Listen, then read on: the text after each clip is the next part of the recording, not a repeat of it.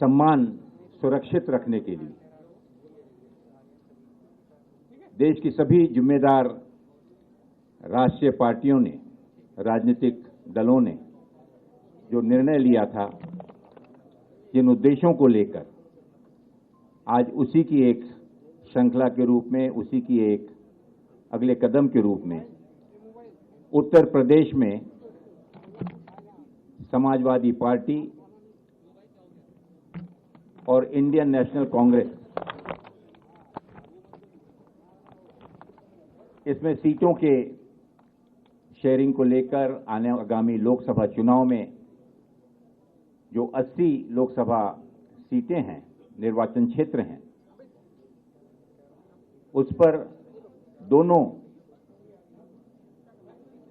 राजनीतिक दलों के सम्माननीय अध्यक्षों के निर्देशानुसार एक कमेटी स्थापित की गई और उस कमेटी के माध्यम से निरंतर चर्चा करते हुए कि किस प्रकार से इस लोकसभा चुनाव में प्रभावी तरीके से सभी लोकतांत्रिक पार्टियों को साथ में लाकर हम बीजेपी का मुकाबला और किस प्रकार से उसे शिकस्त दे सकते हैं, उस पर आज निर्णय हुआ। मुझे खुशी है ये जाहिर करते हुए कि उत्तर प्रदेश में आपसी समन्वय से, चर्चा से यह निर्णय लिया गया है कि भारतीय राष्ट्रीय कांग्रेस यहां पर उत्तर प्रदेश में 17 सीटों पर चुनाव लड़ेगी और इस गठबंधन के तहत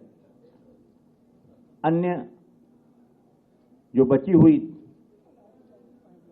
63 सीटें हैं, इन पर इंडिया गठबंधन के जो भी उम्मीदवार समाजवादी पार्टी के, अन्य दलों के भी जो कि इसमें समावित होकर इस गठबंधन में शामिल होंगे, उनका हम सब में डटकर मुकाबला करेंगे और भारतीय जनता पार्टी को शिकस्त देंगे। मैं राष्ट्रीय कांग्रेस के हमारे सम्मानीय अध्यक्ष आदरणीय मल्लिकार्जुन खड़गे जी का, समाजवादी पार्टी के हमारे सम्मानीय अध्यक्ष आदरणीय अखिलेश यादव जी का